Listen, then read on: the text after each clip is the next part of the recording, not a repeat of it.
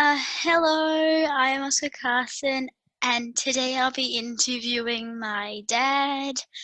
I've put 19 questions together for him to answer about him.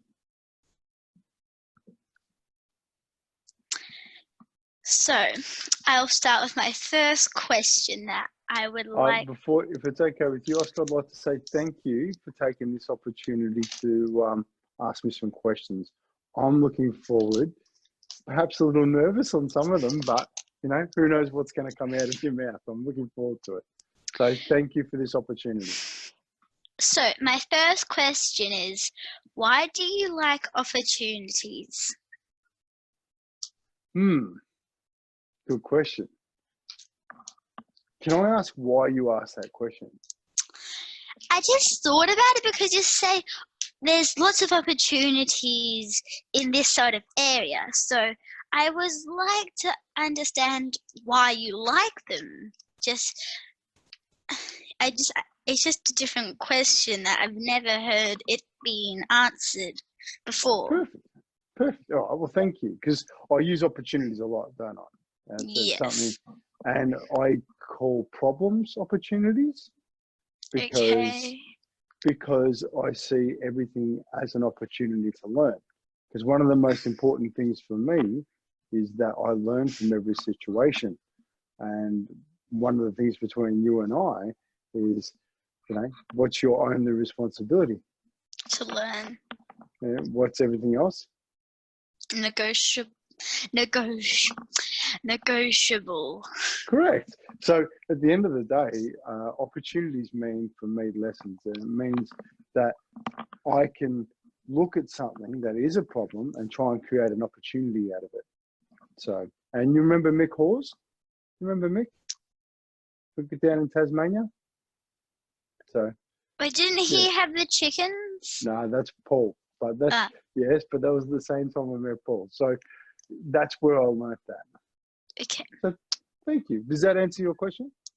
Yes. Perfect. Thank you. My second question is for you is, what got you interested in mental health and helping others? Cool. That's a big one. Mental health. Well, Oski, if I go back through my life and I see a lot of different opportunities that have been there, a lot of those opportunities could have been dealt with better if people around me and I had better mental health.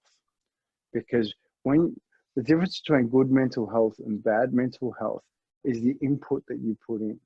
So if you can find opportunities and you've got support, that means you're going to have much better mental health than what you do if you don't have good support and you don't have good ways of learning. So that's super important to me that I do the best job that I can do so that you've got good mental health. You know, like at the moment, we're looking at the COVID situation and, you know, we're trying to adjust as good as we can to make sure that we all get through it well, you know, because schoolwork's schoolwork, but your mental health is much more important to me than anything else. Did that answer the question for you, or do you want to need some more information? That answered it, but so this is my point. So what got you into mental health was trying to make a better network. Not really. I think that's what's been the byproduct or what's happened because I've been looking at mental health. Like my mental health's improved greatly since you came into my life, and I've actually wanted to work really hard on being the best version of me because I see myself as your role model and I'm trying to give you a target to aim for. So thank you for being the reason that I've got good mental health because, you know, and sometimes I don't always have it. Sometimes, you know, like things don't go right. You know that, and I'm sure you know that. And the thing that I do have is a great support network to help me when these things happen. Okay. How does that go? Is that clearer for you? Yes. Perfect. Thank you. Okay. So my third question for you is, you may have got this question before, but I've never heard of this question being answered. So my question is, why do you want to run to Melbourne to Sydney? Okay. So in my life, Oski, I've had a lot of amazing experiences. And I know that when I share those experiences, it gives people a little bit of a smile. And everything I do, as you know, is about trying to create smiles. So if I get the opportunity to run from Sydney to Melbourne and just put smiles on faces, then why not? Why not? Because, you know, I think there's nothing better than seeing a smiling face. And if it makes one person's day better, it's definitely worth it, you know? And on the other side of that, I also want to do it to show you that you can achieve anything. Okay? Because we are limitless. There's infinite opportunity. And sometimes we've got to do tough things in order to grow. Sometimes we've got to choose the hard route in order to get our maximum growth. So I think this run's going to be a big analogy of my life, and hopefully the life that you'll lead, that you'll take on the big challenges, because the big challenges help us grow. Does that make sense, or do you need some more information with that? That makes sense. Cool. Thank you. No worries. So this one is a bit of a harder question. It takes a bit more remembering. But Okay. What did you think of life at the age of 23 to 29? Ooh. At the age of 23 to 29. Okay. Can I ask a little question back? Mm-hmm. Why those ages specifically? What does those? I don't mean those two numbers. No, in between. I mean, yes, in between. I just thought, because if you're 40 and if you go round about 20 years back, there might be a difference to your life for 20 years back and 20 years in the future. So just makes me think a bit. Wow, that's, I mean, great insight, because, you know, if I go back 20 years, it was the year 2000. And that's when the millennium kicked in, and everybody was scared because there's a millennium bug going to come, and nobody knew how to deal with it. Right now, we're dealing with COVID, aren't we? And yeah, back then, they were really worried that none of the computers would work, all the systems wouldn't work, and a massive fear campaign came through, because they were worried that when all the digital clocks turned to 00, they'd go back to 1900 and they'd lose their data. So it was really interesting time. Does that make sense? Can you see how that would work? Because they didn't, because it was 1998, 1999, 00. So did it go to 1900 or did it go to 2000? So there was a lot of worries about that, which is, you know, there's always going to be worry and fear, because that's what happens. But in between that period, from 23 to 29, I traveled, and that's where I started to change a bit. Like I was already, back then I was a very different man, and a young man learning his way through life and making mistakes based upon the information and the education that I had. I made plenty of mistakes, but then I moved over to Scotland and I started to travel. And that's actually, I met your mum 2 years later when I was 25. So that was a pretty big time in my life. That's how you came about. If I hadn't have gone to Scotland, I wouldn't have met your mum. So, but what else has changed since then? Okay. Well, I've learned a lot since those days. I've learned that learning is really important. I've learned that listening is really important. And I've learned to accept things as they are. You can't ever change something for somebody, but you can help them see a different perspective if they'd like to see it. but you can't force that. Does that answer your question? Yeah. Yes. And also, I've got a bit of a little extended question. This is a little Perfect. simple. Were you worried? Would it go back to 1990 to 2000? Great question. In particular, not really, Okay. because I wasn't involved in computers, and I wasn't involved. As you know, I'm still learning technology. You're teaching me at times, but I personally thought that it was, a bit of a silly thing. What's the worst that can happen? It goes back to 0-0. We learn new skills and we go from there. But it didn't affect me. Yes. Thank you for extensive question. And Good, also, this might be something that you might remember, or you might not, because this might be a little while back. What was your very first job? Wow. It could be a paperboy. It could just be, a proper job that would help society with doing something and earning money. Okay.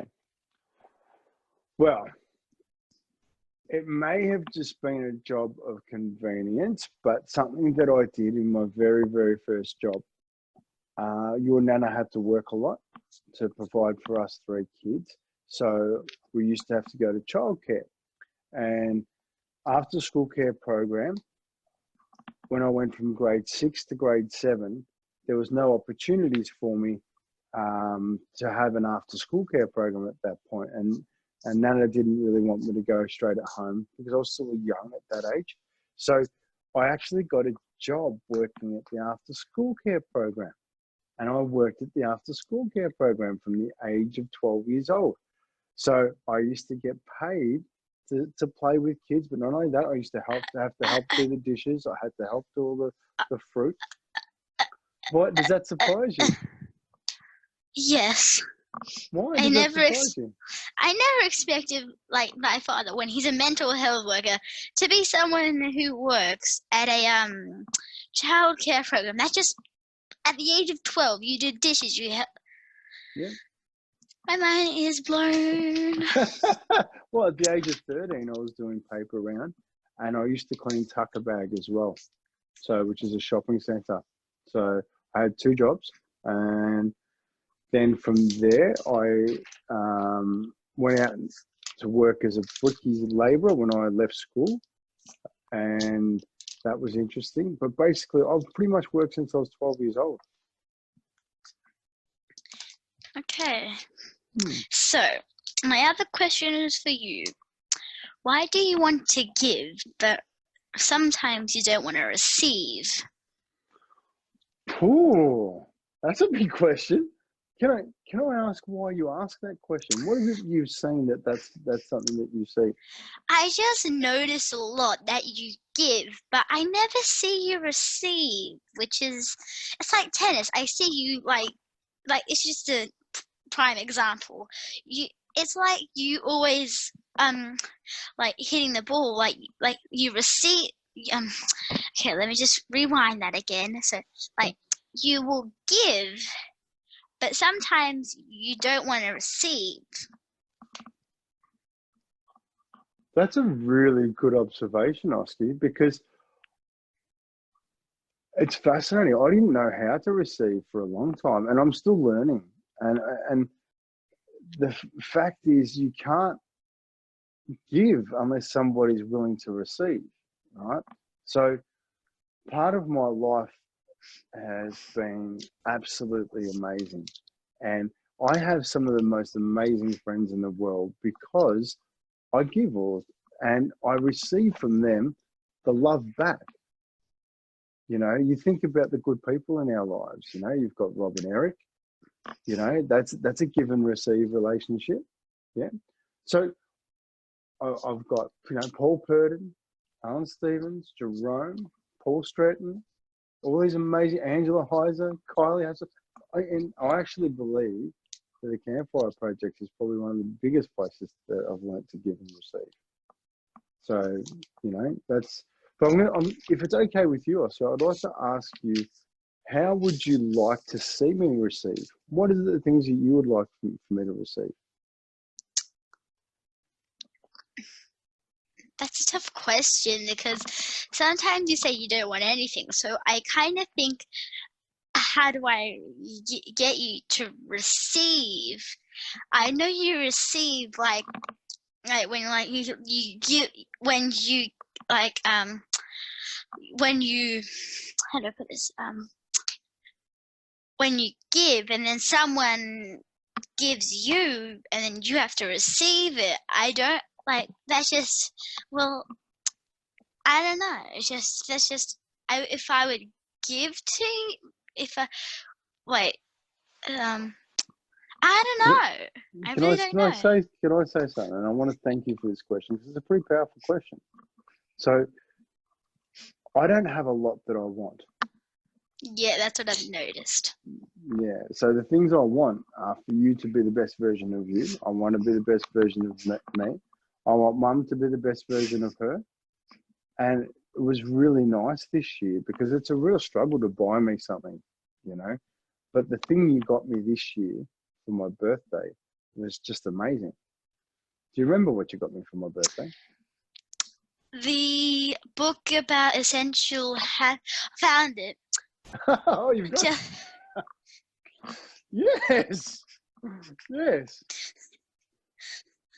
You must be about sitting in my bedroom. Yes, I am. Okay. The Essence of Happiness, and it is by Dalai Lama. And Howard C. Cutler. So can I ask a question? Because being that you gave me something that I really enjoyed receiving, what was it about that gift that I truly enjoyed receiving? Because it's about happiness. Or was it because I thought that you understood me? I understood you. So is the best gift you can give somebody to understand them? Yes. It's easy to receive something when you understand someone, isn't it? Yeah. Yeah. I'm really impressed with that question. Thank you for that. This may be another question that it might have been answered again, but I've never heard it answered. Okay. What is your idea of respect? Great question. Again, I'm going to ask you why that's important to you. I've just heard you say that respect is important and it needs to be respect needs to be respected. So yeah, well, I really want to thank you for that question because respect is one of my highest values, you know, and I think that in order to have any form of deep connection, you need to have respect within each other, and you need to be able to understand that I need to respect myself in that situation so that I can trust myself, so that I know that I can deal with the situation. Is this person respecting me in this opportunity? Because if not, I have to understand why. Because when you respect somebody, it means you're going to sit and listen to what they have to say, and you want to choose to understand who they are, and you value their opinion. So for me, respect is one of it is one of my core values. So does that answer your question, or did I stumble through that? That answered it very clear. Beautiful, thank you. This is a question by a step to step that I think will be quite important to know right about now. So how do you make trust? Like, how do you in person make trust? Okay. Another good question. Trust. How do I make trust? How does it come about, that question? What is it that made you think about that question? just like trust. You say you need to gain someone's trust to be respected. So I just thought that the trust, respect might have a bit of a connection to it. So I thought Okay. I might put, yeah. So that's a great thing, because I think a little bit differently to some people with this. You have my trust. It's up to you to lose that. You have it already. As soon as I meet you, you have my trust. I trust that I meet you for the right reasons. I trust that I'm only ever given problems or situations that I can handle. So that's super important. So I'd rather give trust so I can receive it, rather than expect somebody to give me the trust first. Does that make sense? Because, Yes. yeah, how does that make you feel hearing that? Quite good. Okay, why? Just, I don't know, I just feel like it's good. Yeah, cool. Because it's really important for me, that one, because giving trust to somebody helps them become vulnerable, helps me be vulnerable. Because I actually, when you automatically trust people, you're automatically vulnerable, because you've put you into the situation. Yeah. Can you see how that works? Yes. Okay. Cool. My other question is, what was your childhood like? Wow. Okay. So what brings about this question?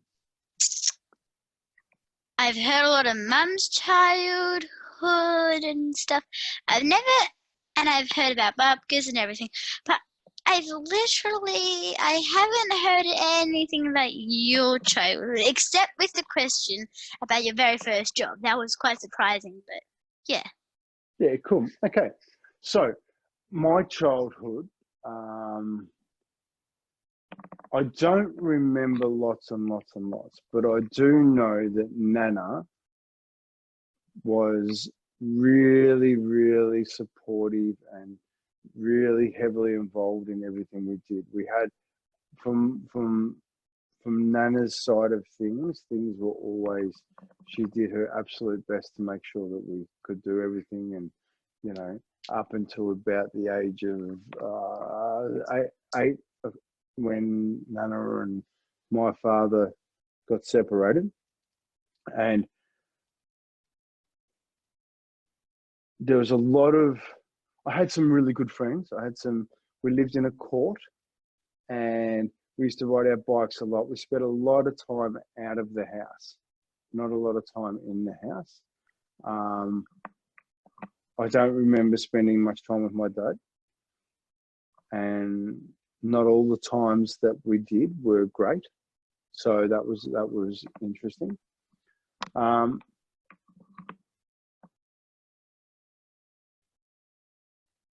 I think up until the age of 8 or 9, I had a reasonably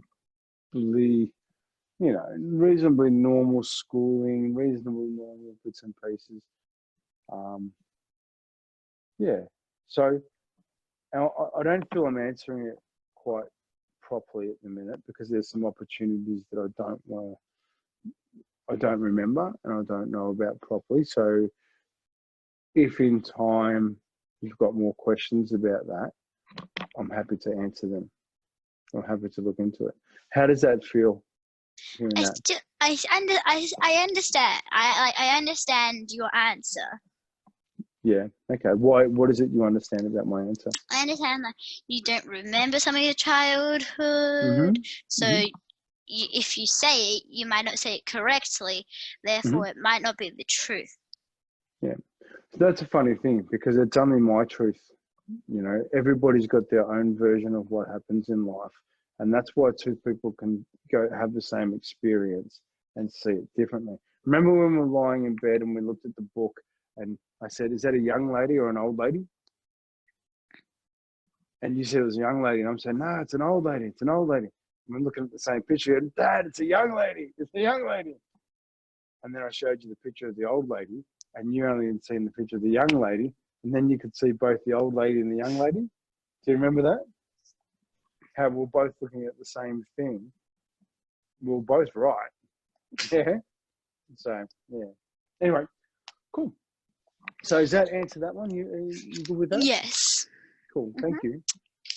This might be another thing that you've answered, but it is, again, I've never heard it answered. Okay. What do smiles mean to you? Great question.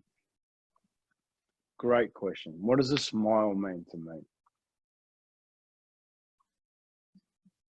Can I ask you a question back just for now, just for a little bit?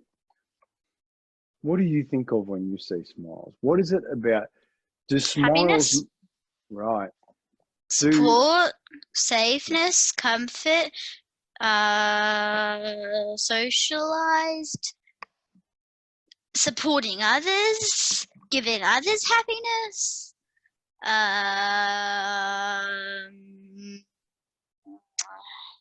That's it. Perfect. And I really enjoyed hearing that. Thank you. Because at the end of the day, for me, smiles, the biggest key factor for me is they do mean safety. They do mean support. They mean trust.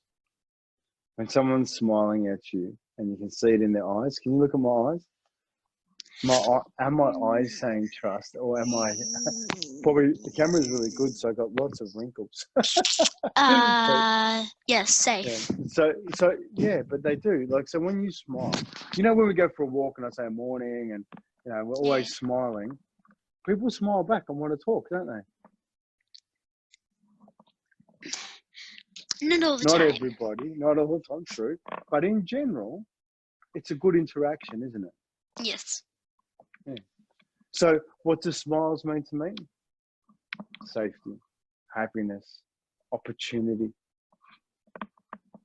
How can you love somebody without saying that and without knowing somebody? Give them a smile. Yeah. How did that hear saying that? Yeah, I understand that one. Yeah.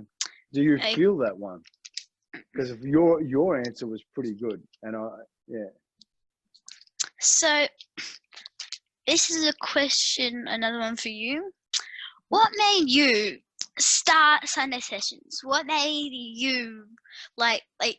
How did you come up with the idea to make Sunday sessions? Okay. So Sunday sessions came about when Platinum Swimming Pools wasn't going very well. When Gaz and I had fallen out and there was tough times, like we used to have a nice house and we had to move out of that, and so we had tough times. And so I had to do something for myself, because I didn't want to bring the pressures of that situation home, because the two most valuable people in my world, your mum and you, were at home, and I wanted to make sure that I did something for myself so it relieved some pressure. So Sunday sessions came about because I really believed that doing something for myself and making myself physically and mentally stronger was going to make things better for us as a family. I realized how much it made things better for our family, and how much better of a role model I was when I was doing it. My whole thing is to be the best. My whole mission, until you decide to do your thing in life, is to be the best role model and support network for you. So that's how Sunday sessions comes about, and I love the way you talked about smiles, because that's exactly what I want in life. I want for you to have a safe place to talk. I want you to feel like you're supported. I want you to be able to, trust people and do those bits and pieces and do things for yourself. So it's a pretty big answer, isn't it? Yes, Did you take it all in? Yes. You understand it? Perfect. Awesome. Thank you. This is something that, I don't know, it's a simple question, and the thing I want on this question is just a number from 1, 2, 3, 4, 5, 6, 7, 8, 9, 10. Okay? Okay. Mm-hmm. So, how happy are you from a scale of 1 to 10? I just want the detail of the number. 1 is just shocking. 10 is amazing. So good. Right now, it's got to be a 10 because this is something that I'm really enjoying. And I'm actually very surprised with your questions. They are so thought-provoking and intelligent, and it makes me so happy, you know? And it's little moments like this that it just, you know, because I don't think you can't be happy all the time. Sometimes you got to choose to learn different skills. Sometimes you've got to go through the pain so you can learn the new skills. Then you can realize that you're happy. Yeah. So, yes, that answers the question. Thank you. So, this is something that I think you'll think that it's quite surprising. Okay. How are you learning new things? That's awesome. Okay, so I spend a lot of time talking to people. Yeah, so I believe in storytelling. I believe in listening to other people, because when you spend time with people, you'll learn a lot about life. You'll take opportunities away with you when you do that. So how am I learning? I'm spending time with people who learn a lot. I spend time with people who have interest in self-development so that I get encouragement and take on opportunities. I also find people who will challenge me, because if people challenge me, that means I'm going to grow. Okay?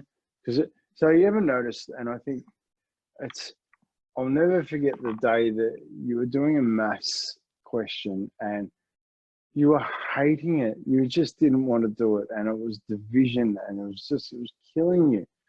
And I refused to let you give up. I refused to let you give up. I just held you there, and you were angry with me. And I'm like, Bud, we can do this. You can do this. You can get it. And then when you got the answer, I don't know if you remember this day, but the happiness and smile that came out of you from doing that was just amazing. So that's how I'm learning. I'm learning from you. You're one of my greatest teachers.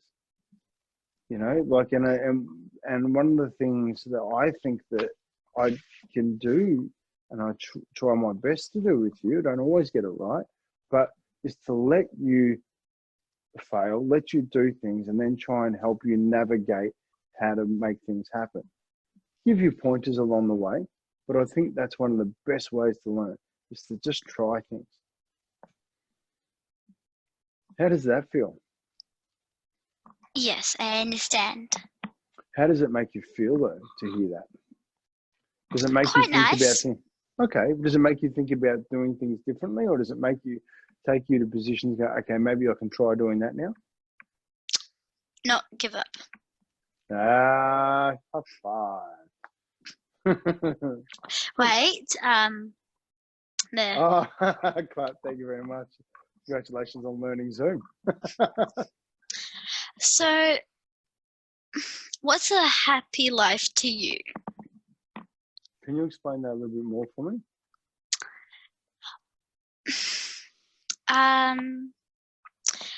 If you could change your life in any way, like you can go back into the past and change something, you can go back into the future, you can change whatever you like.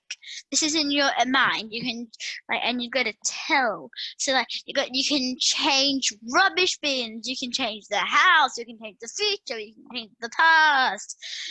You can change now. So what would make a happy life to you? If you change, if you change some things and that made you happy, What would I do to change that? What would you do if you could change anything to make your life happier? Okay, cool. That's a great question. So, we all have things in our lives that you know, we sort of wish we hadn't done, or we sort of wish that could have been better. But the reality of that is, I wouldn't be here now with you. So in my life, I wouldn't change anything, because I'm very proud of you, and I'm very proud of us for being here and growing. So perhaps what I would work towards is making a difference in our future, making it so that we don't have, you know, the financial pressures that we have, that we don't have the opportunities, you know, of arguments and things like that. Like, we're always going to have some form of disagreement, because we've all got different ways of seeing things, you know, and as you know, not everybody sees things the same way. As an opinion. So, be careful with that. So, but it's fascinating, you know, like, I wouldn't change anything, but because Okay. I'm here now because of everything we've done. How does that make you feel? Special. Oh, really? That's awesome, because you're worth it, mate. You're amazing. Thank you.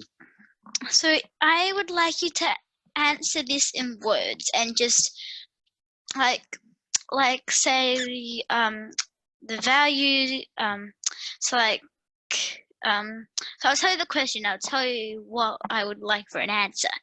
What are your values? But I would like to answer them in words, as in what do you think your top 5 words are for your values? I've got 4. Okay. But I've got another one that's coming into it. So trust, respect, and love equal action. And the one coming in behind that is acceptance. You know, do I trust myself? And am I trusted in this situation? It's really important to me. You know, I trust that I'm only ever given a situation that I can handle. Am I respecting myself? Am I respecting my family? And am I respecting my community? Am I coming for love or fear? If I'm coming from love, then I need to create an action. If I'm coming from fear, I need to go back to the number 1, trust, and find out why I don't trust myself or the situation. If I can't find a good enough reason to trust myself, I'll leave it alone. Those values are really important to me, because I need to know that I'm strong in my values, so that I can lead the fullest life that I can do for myself. And I don't get things perfect. Can I ask why you asked that question? I didn't know your values, so I'd like to understand them.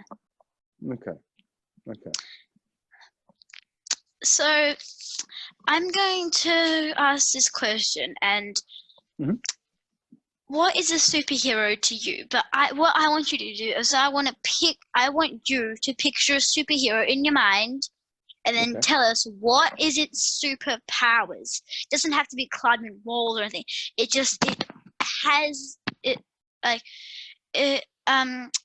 should have a power that you want. You can add as many powers as you like. And its name of the superpower, his superhero. Okay. That's a tough one. I've got to think of that on the run.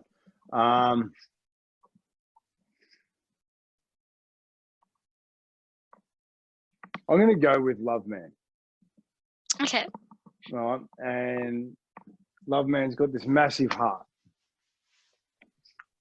And his superpower is accepting people as they are. He understands that everybody has got a different way of growing up, and everybody's got different experiences in life, and nobody can see things the same way because they've got different experiences. And his superpower is to be able to sit there and listen to people and want to learn from people. And he's a pretty special man. He doesn't wear a cape. Can he fly? No. Okay. No, in a plane he can, but what he can do is he can pick up the phone and be there wherever you need him. He can be there. Okay. You know what I mean? So he doesn't. Yeah, because like today's technology, it could even be on a Zoom meeting with you. You know, so love, man, makes people feel heard. So how does that sound to you? Is that a good superhero, or what do you think? I don't know. What's your superhero? What's his powers? I'll just think about mine. Mine would be D-Kid. D-Kid, cool. Tell me about D-Kid. So his superpower is he's a different kid. He understands emotions, and he can understand if someone is hurt and support them, even if the person who bullies the person, he can help them feel supported too. Why is that important? Just makes the life happy.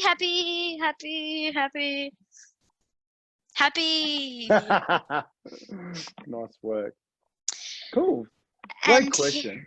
And his special ability is flying off walls, and he can travel through electricity. So he can be anywhere he wants that's got electricity. Literally, if you're on technology, he can literally come through the wires all the way next to you. Wow. I better be careful, make sure he doesn't get me. Nah, cool. Great question, though. Thank you for your answer. And D-Kid stands for different kid. Ah, love it. No, he hasn't come out. So my other question is, wait, let me just. What is your favorite thing to do?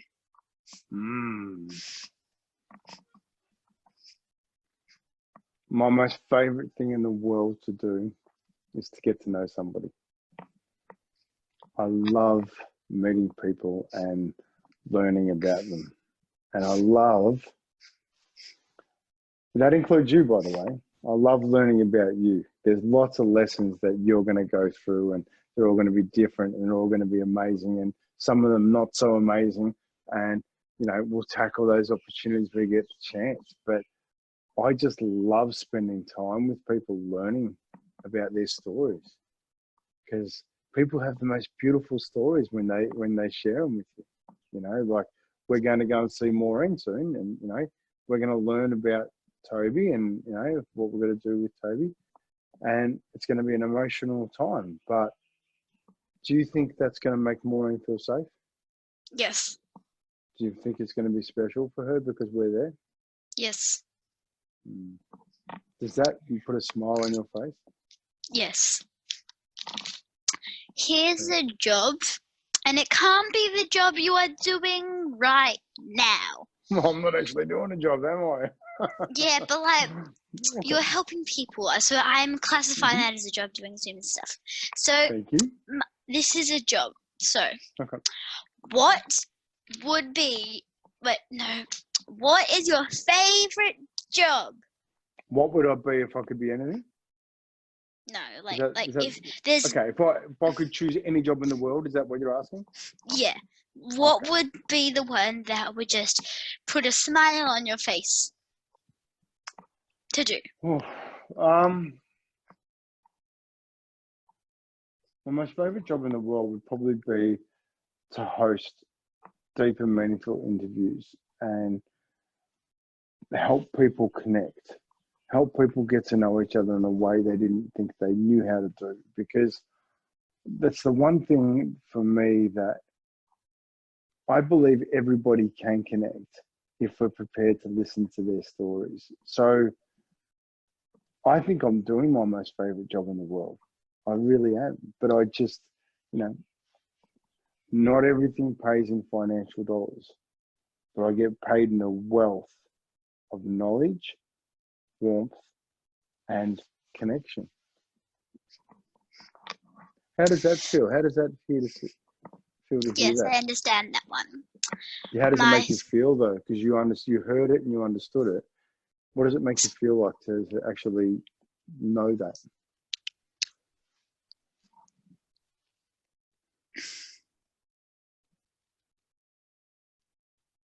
Good. I love it. Andrew will love that answer.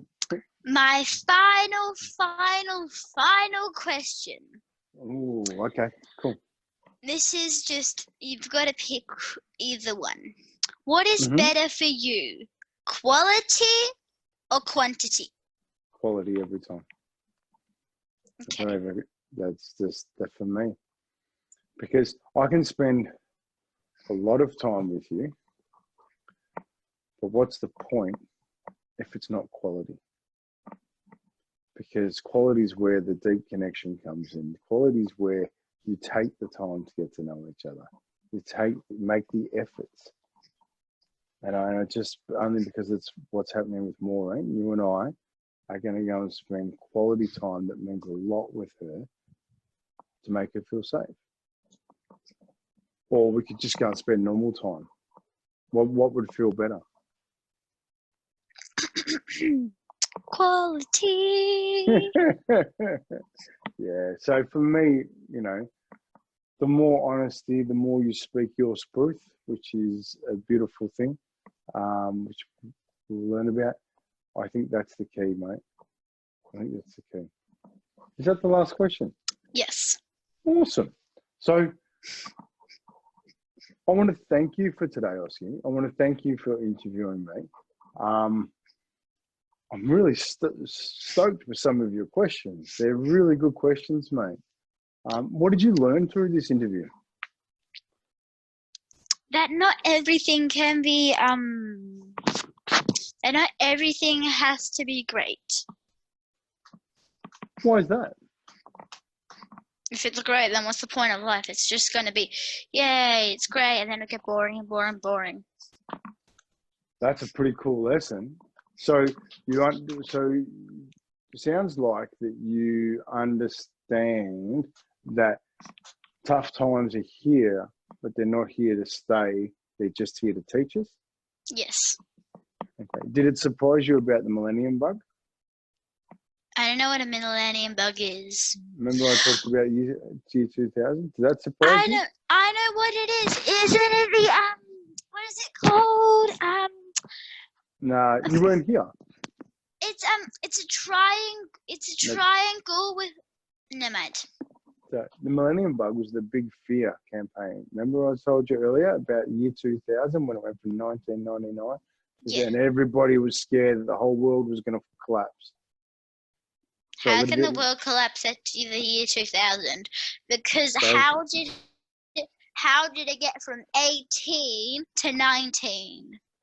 Correct. Because if it went from the 18s to the 19s, it's probably going to be 90 out of a 10. So 90 is the world won't end, and 10% it will. So what do you think the coronavirus is going to do to us? Are we going to survive it? We could die. What do you think the chances of that are? The chances of it is 70 out of 30. 30 we will die, 70 we won't. Okay. So how do you feel about coronavirus at the moment? I'm not scared. I'm just actually scared of getting coronavirus. Okay. What makes you fear it? I don't want a needle stabbed into my arm. Just cruel. So do you fear the virus or do you feel the needle? Dying. And the needle. Okay. How can I make you feel safe at this time?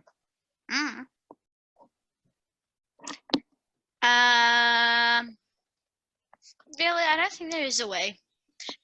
There is no chance if you go buy a plastic needle and stab it into me, I'll still be scared of needles because plastic still will hurt. Okay. And do not get that idea from me. I don't, mate. I don't. So I'm conscious of time because we've got a few things to do today. I really want to say thank you for interviewing me and having some amazing questions. I'm actually very surprised with the questions that you came up with, but I'm very proud of you for those questions. So thank you. And to anybody watching, thank you. This is Oscar's very first interview. I'm going to let you say goodbye and thank you. But yeah, what an opportunity. I'm very grateful, and I've actually learnt a lot from you, and I'm very proud of you for who you are, mate, because those questions were absolutely beautiful. And you know how to do thumbs up. So, all right. Well, so from me, thank you. Oscar, is there anything you want to say to anyone or anything? Everyone who is feared of coronavirus, you do not need to be feared. Coronavirus is a virus that you have 70 out of 30% chance of dying, but still, it's okay. Wait, no. On that note, I think one thing that I've just learnt is before you give statistics, you want to make sure you've done your research so you know them exactly. But in my tiny mind, there's no way I will get persuaded that it's a 60-40. It's definitely because you can't have a 50% chance. There always is some explanation of having coronavirus. So that's what you learned. Yes. Not necessarily. I learned that not everything has to be great. That for me is perfect, and that's the one thing that, mate, I'm so proud of you for, because that's a lesson in life that, yeah. Thank you, mate. Anyway, and if anyone's watching, thank you. I've actually learnt a lot. So you're a gorgeous kid, mate. I love you, and I'll see you inside in a minute. Get out of my bedroom. All right. Thank you, mate. Bye.